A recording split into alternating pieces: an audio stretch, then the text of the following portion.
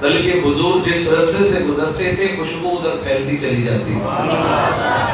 سید نصیر الدین نے فرمایا تھا ایک بار جدھر سے وہ گزرے ہیں نصیر، ہزار بار ادھر سے بہار گزری ہے، اور چند لمحوں کے لیے ٹھہرے تھے تم جس پیڑ کے نیچے، سنا ہے آج تک اس پیڑ کا سایہ مہکتا ہے۔ سید عائشہ فرماتی ہے آقا علیہ السلام کی خوشبو سونگتے سونگتے میں نے حضور کو تلاش کر لیا، اور میں نے کیا دیکھا کہ آقا علیہ السلام جنت البقیع کے قبرستان میں تھے۔ جس نے مدینہ شریف کی زیارت کی ہے وہ بقیع کے قبرستان سے واقف ہوگا۔ مدینہ شریف جہاں حضور کا روضہ ہے اس کے بالکل سامنے قبرستان ہے جہاں حضور کے 70,000 صحابہ مدفون ہیں، اور آقا علیہ السلام نے فرمایا کہ یہ جنت البقیع جنت کا ٹکڑا ہے، جنت کا ٹکڑا ہے۔ تو آقا علیہ السلام اس رات جنت البقیع میں تھے، تو پتہ چلا کہ 15 شعبان کی رات میں قبرستان جانا یہ ہمارے نبی کی سنت مبارکہ ہے۔ اس لیے آپ بھی جایا کریں، اپنے والدین کی بخشش کی دعا کیا کریں، عائشہ اقربا کے لیے، رشتہ داروں کے لیے، دوستوں کے لیے، سب کے لیے دعا کرنا یہ میرے نبی کی سنت مبارکہ ہے۔ سید عائشہ کہتی ہیں کہ میں نے دیکھا کہ آقا علیہ السلام جنت البقیع کے قبرستان میں تھے۔ میں نے عرض کی کہ یا رسول اللہ، میں نے سمجھا کہ شاید آپ کسی اور بیوی کے گھر چلے گئے، کیونکہ حضور کی 9 ازواج تھی اور 11 ازواج کے ساتھ حضور نے نکاح کیا، اور سب کی ایک دن باری ہوتی تھی جس میں حضور تشریف لے جاتے۔ تو کہا کہ یا رسول اللہ، میں نے سمجھا کہ شاید آپ کسی اور زوجہ کے گھر چلے گئے۔ حضور نے فرمایا عائشہ تو کیا سمجھتی ہے اللہ اور اس کا رسول تیری حق تلفی کرے گا؟ اللہ اور اس کا رسول تیری حق تلفی کرے گا؟ ایسا نہیں ہے۔ تو حضور آپ یہاں کیوں آئے؟ تو آقا علیہ السلام نے فرمایا کہ آج کی اس مبارک رات میں اللہ تعالیٰ میری امت کے بنی کلب کی بکریوں کے بالوں کی تعداد سے بڑھ کر میری امت کے گناہگاروں کو جہنم سے نکال کر جنت میں داخل فرما دے۔ آپ ایک بکری کو لے کر بیٹھ جائیں اور اس کے بال گننے لگ جائیں، آپ کی زندگی گزر سکتی ہے لیکن اس کے بال نہیں گن سکتے۔ تو اس سے مثال دے کر آقا علیہ السلام نے فرمایا قبیلہ بنی کلب وہ تھا کہ جس کے پاس سب سے زیادہ بکریاں تھیں۔ فرمایا آج کی رات اللہ تعالیٰ قبیلہ بنی کلب کی بکریوں کے بالوں کی تعداد سے بڑھ کر میری امت کی مغفرت فرماتا ہے۔ تو پتہ چلا کہ اللہ تعالیٰ کی رحمت اتنی وسیع ہے، بندوں کے گناہ اتنے بڑے نہیں جتنی رب کی رحمت بڑی ہوا۔ پھر اس رات میں آقا علیہ السلام نے فرمایا کہ یہ آج کی رات فرشتوں کے لیے عید کی رات ہے، جس طرح ہمارے لیے عید الفطر کی رات ہے۔ عید الفطر کا دن، عید الاضحیٰ کا دن وہ ہمارے لیے خوشی کا دن ہوتا ہے، لیکن حضور نے فرمایا 15 شعبان کی رات عرش والوں کے لیے عید کی رات ہے، اور اللہ تعالیٰ آج کی رات میں پہلے آسمان پر جلوہ گر ہوتا ہے، پہلے آسمان پر اپنی شان کے مطابق، اور کیا فرماتا ہے کوئی بخشش مانگنے والا، ہے کوئی رحمت مانگنے والا، ہے کوئی مجھ سے سوال کرنے والا، ہے کوئی رزق۔ میں نے آپ سے وہ مثال دی تھی، میں نے کہا کہ سال کے بعد قومی اسمبلی میں ایک بجٹ بولا جاتا ہے، پنجاب اسمبلی میں ایک بجٹ بولا جاتا ہے کہ پورے سال کے اندر پوری قوم کو کتنا کتنا بجٹ دینا ہے، تقسیم کرنا ہے، فلاں ضلع کو کتنے پیسے دیے جائیں گے، کام کاج کے لیے کتنے پیسے وقف کیے جائیں گے، اتنی تعلیم کے لیے، اتنا جو ہے وہ کھانے پینے کے لیے، وہ سارا فیصلہ اسی دن ہوتا ہے۔ تو میں کہتا ہوں آج کی رات بھی بجٹ بولا جائے گا، اللہ رب العزت کی طرف سے بجٹ بولا جائے گا، اور اب یہ فیصلہ کر دے گا اگلے سال کس کو کتنا رزق عطا کرنا ہے، اگلے سال کس نے اس دنیا میں نہیں رہنا، اس دنیا میں کس نے آنا ہے، کس کی موت واقع ہونی ہے۔ حضور نے فرمایا بہت سارے ایسے لوگ ہیں کہ جو شادی کے اندر مصروف ہوتے ہیں، بہت سارے ایسے لوگ ہیں کہ جو اپنی بلڈنگیں بنا رہے ہوتے ہیں، تعمیر کر رہے ہوتے ہیں، گھر بنا رہے ہوتے ہیں، لیکن ان کو خبر نہیں ہوتی ان کا نام مردوں میں لکھا جا چکا ہوا۔ آپ دیکھیں کتنے سارے لوگ ہیں جو پچھلے سال یہاں تھے لیکن اس سال نہیں ہے۔ آپ غور کریں، نہ جانے ہمارا نام کس میں لکھا جائے۔ ہم نے جانا تو ہے اس دنیا سے، لیکن آج کی رات اللہ نے امت محمدیہ کو ایک لوٹ سیل عطا کر دی۔ مانگ لو جو مانگنا ہے، جو غریب بیٹھا ہے آج اللہ کی بارگاہ میں مانگ لو، مولا مجھ پر کرم کر دے، اور مانگو جتنا رزق چاہتے ہو وہ اللہ عطا کرے گا۔ وہ فرماتا ہے ادعونی استجب لکم، اے بندو مجھ سے مانگو میں تمہیں عطا فرما دوں۔ دنیا والوں سے مانگو تو دنیا والے ناراض ہوتے ہیں، لیکن اگر اس سے نہ مانگو تو وہ ناراض ہوتا ہے۔ ہم کسی کے دروازے پر ایک دفعہ مانگے وہ دے دے گا، 2 دفعہ مانگے وہ دے دے گا، 3 دفعہ مانگے تو وہ کہے گا جا یار اپنا کام کر، تو ہر ویلے تیروں میرا بوئے ملے ہے۔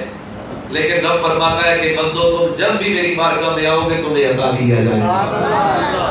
نبی عبادی انی انا الغفور الرحیم، محبوب میرے بندے جب تیری بارگاہ میں آ کر پوچھتے ہیں اے محبوب ان کو بتا دو تیرا رب تو بڑا ہی کریم ہے، تیرا رب تو بڑا ہی کرم کرنے والا ہے۔ اور کتنا خوبصورت لہجہ، اتنا مٹھاس والا انداز اللہ نے بندے کو مخاطب کر کے فرمایا یا ایھا الانسان، اے انسان ماں غرک بربک الکریم، واپس پلٹا تیرا رب بڑا ہی کریم ہے۔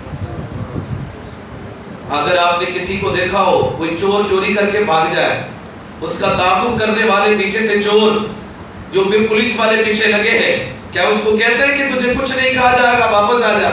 اس کی تو پھینٹی لگائی جاتی ہے، اس کو جیل میں ڈالا جاتا ہے، اس کو سزا دی جاتی ہے، اس کو جرمانہ کیا جاتا ہے جو گناہ کر کے جائے۔ لیکن یہاں رب کی رحمت کتنی وسیع ہے، رب فرماتا ہے بندے اگر تو نے گناہ کر لیا تو کچھ نہیں ہوتا، واپس پلٹا تیرا رب تجھے کچھ نہیں کہے گا۔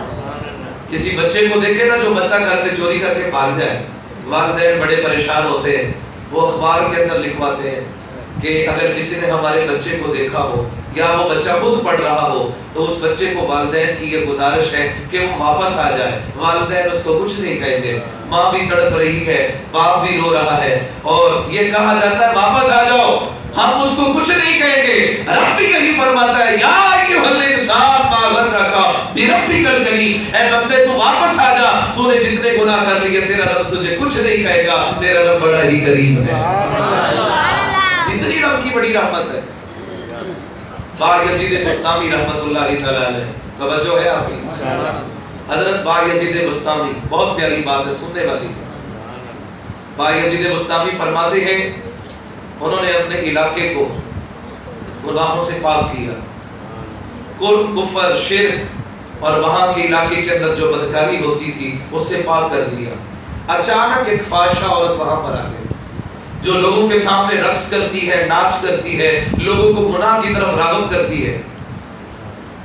آپ کے مریدین آ گئے، کہنے لگے حضرت آپ نے جس بستان شہر کو آباد کیا تھا، ایک رقاصہ عورت جس نے آ کر لوگوں کے ایمان کو خراب کرنا شروع کر دیا اور لوگوں کو گناہ کی طرف لے کر آ رہی ہے، مہربانی کریں آپ تشریف لے جائیں، اس عورت کے ساتھ بات کریں، آپ نے اتنی محنت کی اور وہ جوانوں کو گناہ کی طرف لے کر جا رہی ہے۔ بایزید بستامی اس رقاصہ بدکار عورت کے گھر کے سامنے بیٹھ گئے۔ اس کا ایک کوٹھا تھا، کوٹھا جہاں پر بیٹھ کر وہ ناچ گانا دکھاتی اور لوگوں کے ساتھ بدکاری کرتے۔ بایزید بستامی اس کے گھر کے سامنے جا کر کوٹھے کے سامنے آپ نے مصلی بچھایا اور نماز پڑھنے لگے۔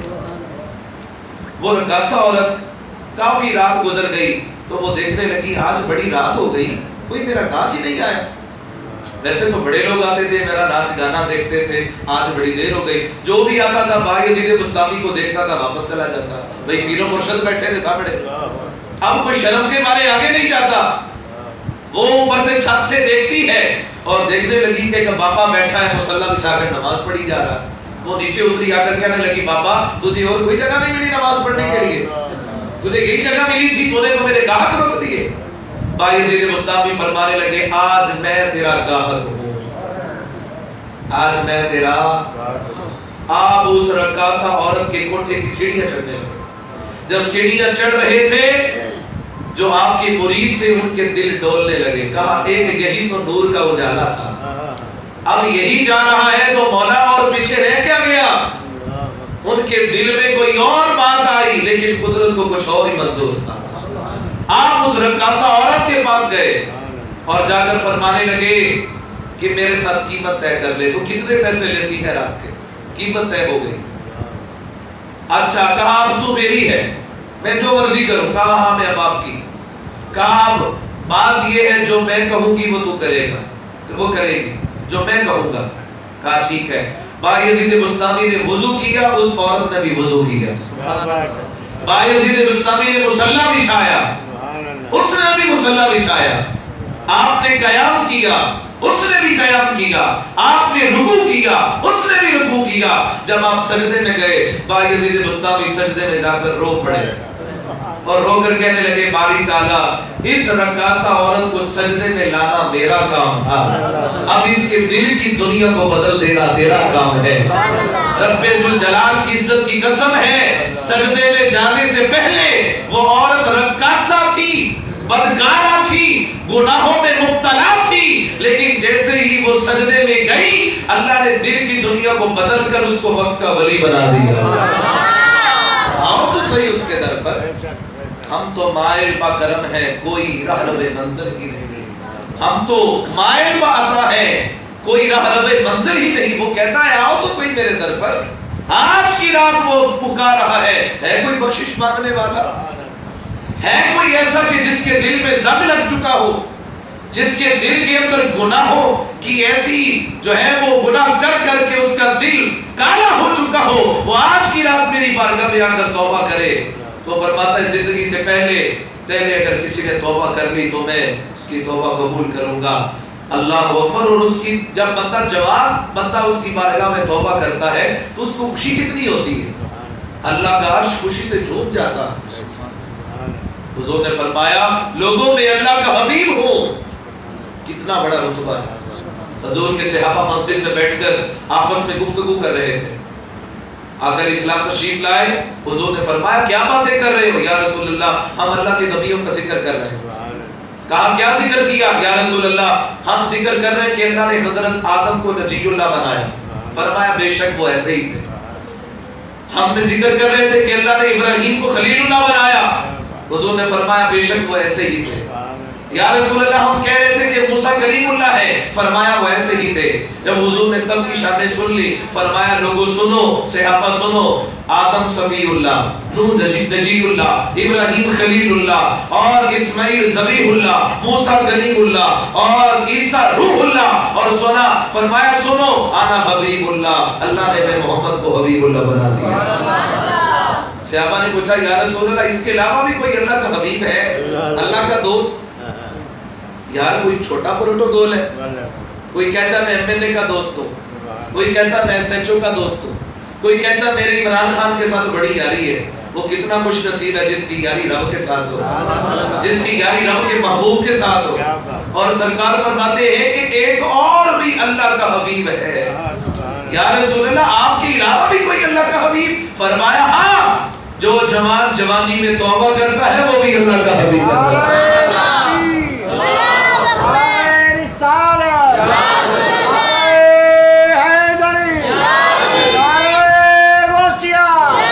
جو جوان جوانی میں توبہ کرے وہ اللہ کا حبیب ہے. میرے نبی نے فرمایا قیامت کے دن کوئی سایہ نہیں ہوگا.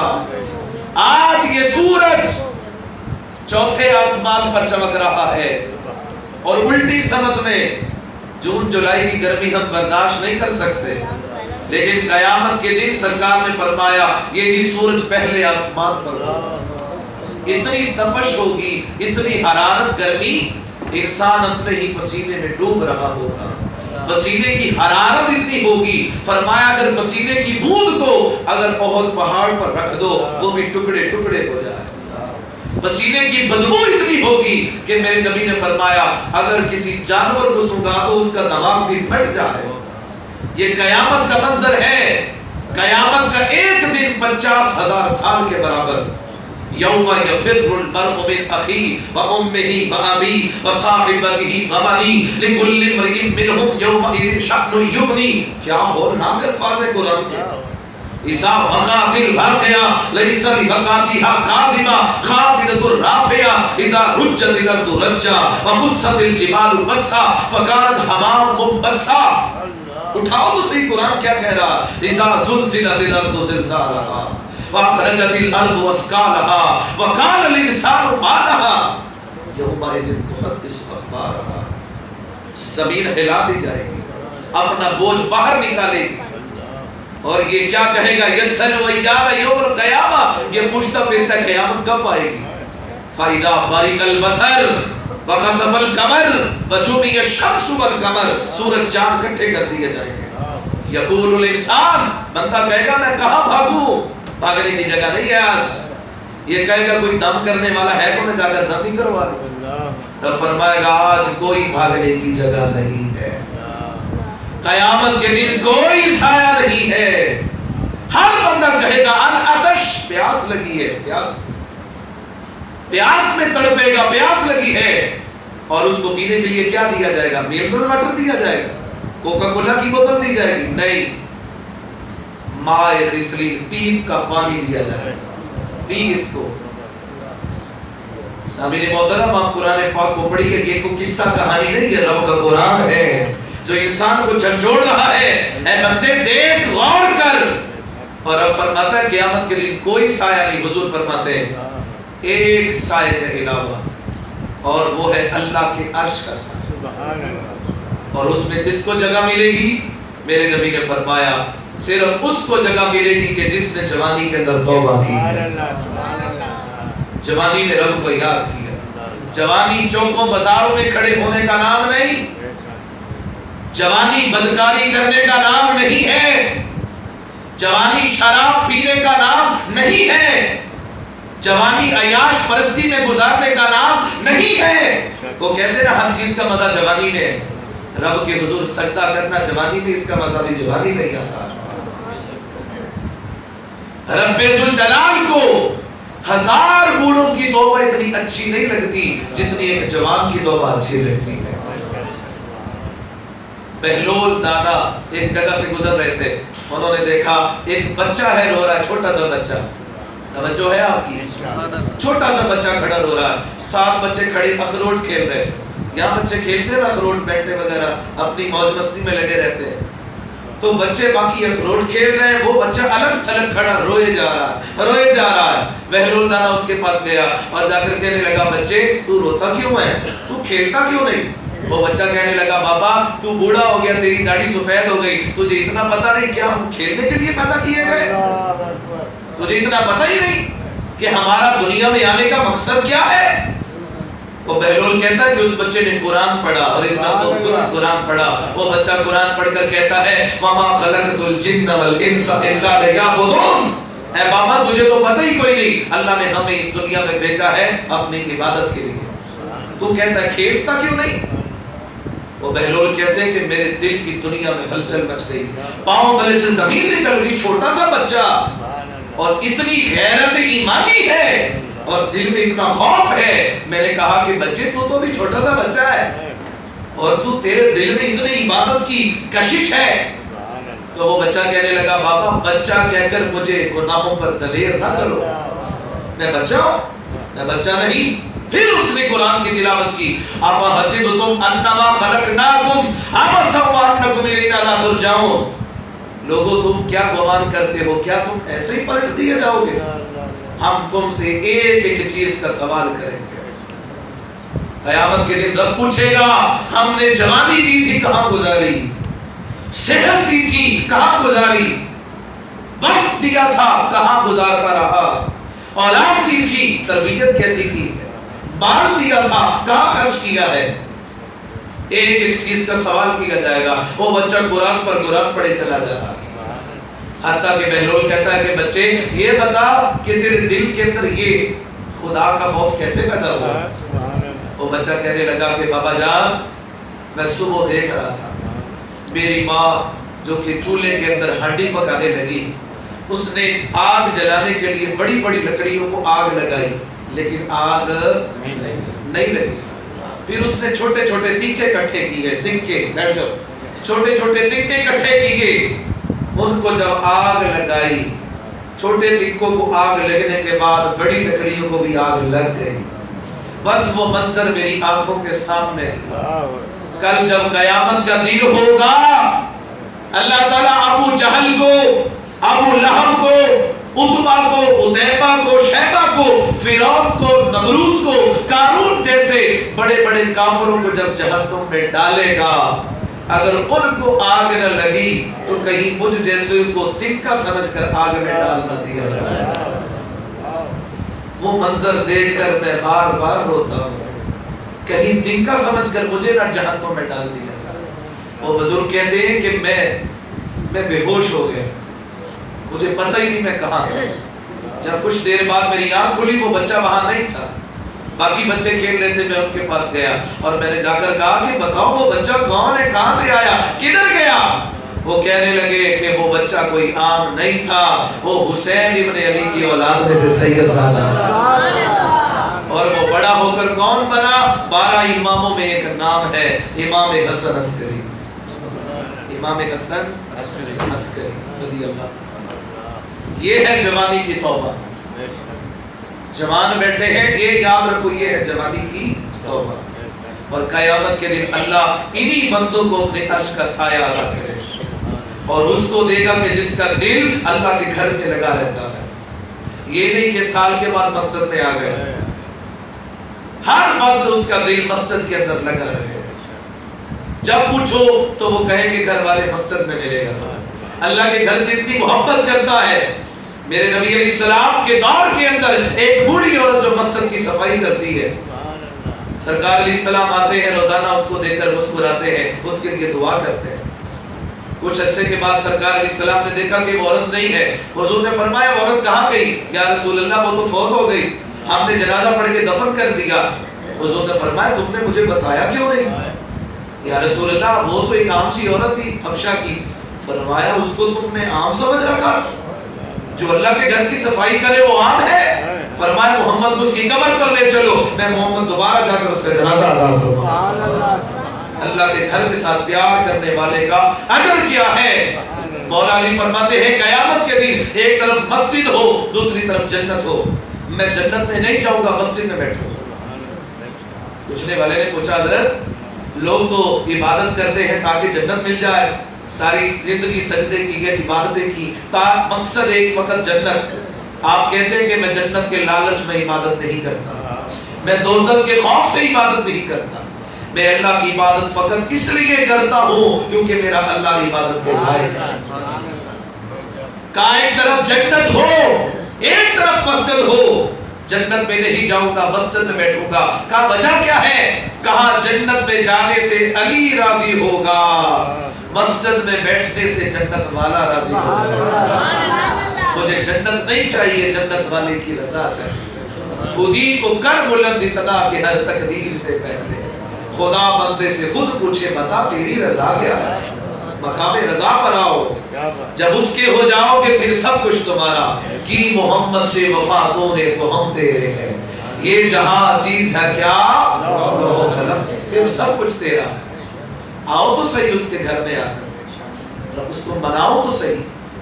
آج کی اس مبارک رات میں سامعین محترم آقا علیہ الصلوۃ والسلام کی ذات نے ارشاد فرمایا, حضرت معاذ بن جبل کو آقا علیہ الصلوۃ والسلام نے نصیحت فرمائی. آخری حدیث پاک میں بیان کروں اور اس کے بعد ہم اختتام کی طرف چلتے ہیں.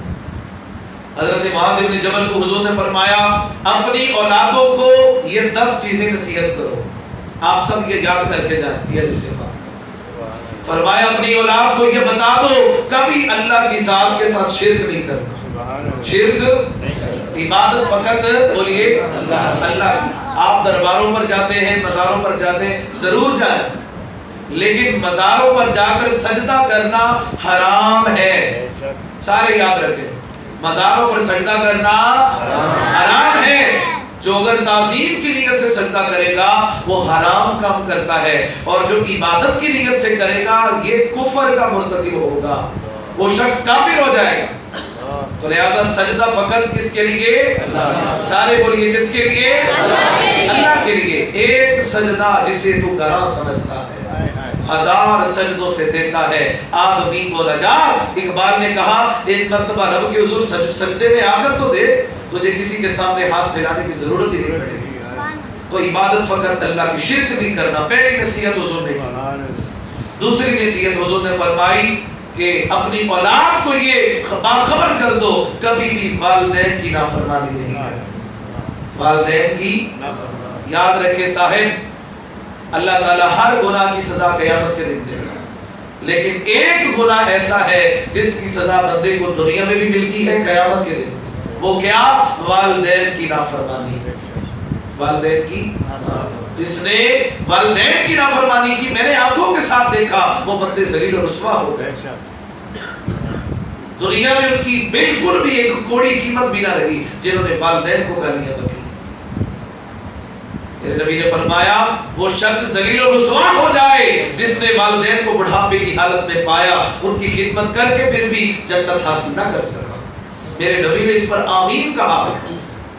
معراج کی رات میرا نبی جنت میں ہے اور سرکار نے ایک تلاوت کو سنا. حارثہ بن نعمان حضور کا صحابی، فرمایا جبریل یہ صحابی کی تلاوت کی آواز یہاں کیسے آ گئی؟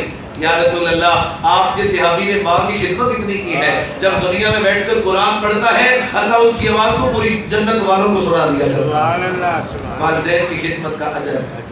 دوسری نصیحت حضور نے کی کہ کبھی بھی والدین کی نافرمانی. تیسری نصیحت حضور نے فرمائی کہ کبھی بھی فرض نماز کو نہیں چھوڑنا. فرض نماز کو نہیں چھوڑنا. بابا بلے شاہ نے کہا تھا نفلہ نہیں، فرض بلائی بیٹھے ہو تے نفلہ نہیں جاندے ہو، کھو کے مال یتیمہ دا حج بھی کیتی جاندے ہو، نفس نو چھری پھیر دے نہیں تے دبے کیتی جاندے ہو، اور دسو تے صحیح بولے نو کی کچھ کیتی جاندے ہو. تو بندہ ساری زندگی لاکھ نفل پڑھتا رہے، اگر اس نے فرض ادا نہ کیے قیامت کے دن اس کا چھٹکارا نہیں ہوگا. حضور نے نصیحت کی کبھی فرض نماز، بنجگانہ نماز ہم پر فرض ہے، 5 وقت کی نماز آپ رب کے حضور حاضر ہو جائے. فرمایا جس نے ہمارے ذکر سے منہ پھیرا قیامت کے دن ہم اس کو اندھا کر کے اٹھائیں. قرآن ہے. تو کبھی فرض نماز کو نہیں چھوڑنا. چوتھی چیز حضور نے فرمائی کبھی بھی شراب نہیں پینی.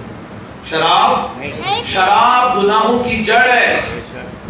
قیامت کے دن شراب پینے والا اللہ سے اس طرح ملاقات کرے گا اس کا چہرہ کالا ہوگا، سیاہ. شراب پینے والے کی 40 دن تک اللہ دعا قبول نہیں کرتا، اس کی کوئی عبادت قبول نہیں کی جاتی. آج کی رات اللہ سب کی مغفرت کر دیتا ہے، لیکن جو عادی ہے شراب پینے کا اس کی توبہ قبول نہیں کرتا. آج کی رات بھی اس کی مغفرت نہیں ہے. والدین کی نافرمانی کرنے والے کی بھی آج کی رات بھی مغفرت نہیں ہوتی. حضور نے فرمایا کبھی شراب نہیں پینی. پانچویں چیز حضور نے فرمایا گناہوں سے بچنا ہے. جس حد تک ہو سکے حد الامکان گناہوں سے بچنا ہے. چھٹی نصیحت حضور نے فرمائی جب تم میدان جنگ میں کھڑے ہو کبھی بھاگنا نہیں ہے. میدان جنگ سے بھاگنا نہیں. ساتویں نصیحت حضور نے فرمایا کہ اگر بیماری آ جائے کسی شہر کے اندر تو اسی جگہ میں رہو. جس طرح کرونا وائرس ہے تو حضور علیہ السلام نے صدیوں پہلے یہ بات کہی تھی کہ اسی جگہ پر رہو کہ بیماری کو پھیلنے کا سبب نہ بن جاؤ. اس کا مطلب یہ کہ تمہیں بیماری ہے تم دوسروں میں جاؤ گے ان کو بھی بیماری لگ جائے گی. لہذا فرمایا بیماری آ جائے تو استقامت رکھو، صبر کرو، ٹھہر جاؤ اسی جگہ پر. آٹھویں نصیحت حضور نے فرمایا کہ اپنے بیوی بچوں پر بھی خرچ کیا کرو. بیوی ساری زندگی کہتی رہتی ہے مجھے یار کپڑے لے دو. بچے کہتے رہتے ہیں بابا جان مہربانی کریں ہمیں جوتے لے دے، لیکن باپ کو خبر تک نہیں ہوتی. باپ عیاش پرستی کے اندر باہر دوستوں میں پیسے لٹاتا پھرتا ہے، لیکن بیوی بچوں پر ایک ٹکا بھی خرچ کرنا اس کو گوارا نہیں.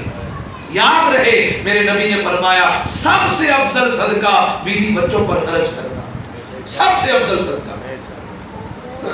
سرکار علیہ السلام کی 9 بیویاں جب حضور کا وصال ہوا کہتی ہے کہ کسی ایک بیوی کو شکایت نہیں تھی کہ حضور نے ہمارا حق نہیں دیا.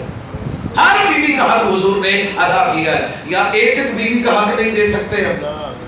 اور اگر اسلام میں 9 ازواج کے حقوق ادا کیے. 9ویں نصیحت آقا اسلام نے فرمایا اپنی اولاد کو دین سکھانے کے لیے دیوار کے ساتھ ڈنڈا لٹکا کے رکھو. اور سکولہ نے بار بھی لکھے ہوئے مار نہیں پیار.